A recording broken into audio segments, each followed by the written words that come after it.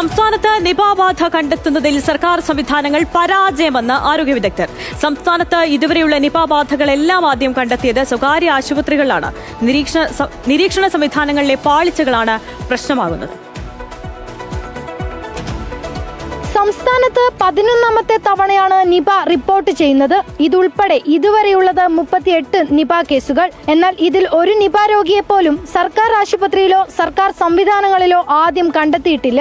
സർക്കാർ ആശുപത്രികളിലെ ചികിത്സയ്ക്ക് ശേഷം സ്വകാര്യ ആശുപത്രികളിൽ ചികിത്സ തേടിയപ്പോഴാണ് പലർക്കും രോഗബാധ സംശയിക്കുന്നതും പിന്നീട് പരിശോധനകളിലൂടെ നിപ എന്ന് ഉറപ്പിക്കുന്നതും. ഇത് വ്യക്തമാക്കുന്നത് സർക്കാർ സംവിധാനങ്ങളിലെ നിരീക്ഷണത്തിലുണ്ടായ വലിയ വീഴ്ചയാണ്.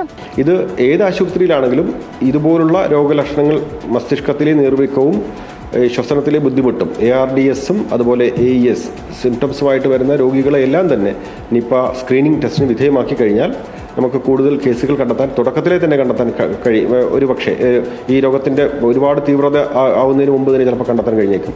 രോഗം കണ്ടെത്തിയതിനു ശേഷം നടപടികൾ സ്വീകരിക്കുന്നതിന് പകരം മുൻകൂട്ടി അറിയുന്ന ആക്റ്റീവ് സർവൈലൻസ് ആണ് ആവശ്യമെന്ന് ആരോഗ്യ വിദഗ്ധർ പറയുന്നു.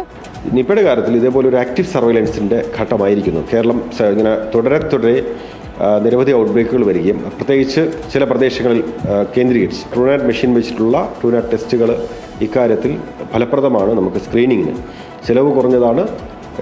ഇത് വിവിധ ആശുപത്രികളിൽ ഒരേ സമയം ഉപയോഗിക്കാൻ സാധിക്കും. കോഴിക്കോട്, മലപ്പുറം, പാലക്കാട്, എറണാകുളം ജില്ലകളിലാണ് ഇതുവരെ നിപ റിപ്പോർട്ട് ചെയ്തിട്ടുള്ളത്. Big TV, Thiruvananthapuram.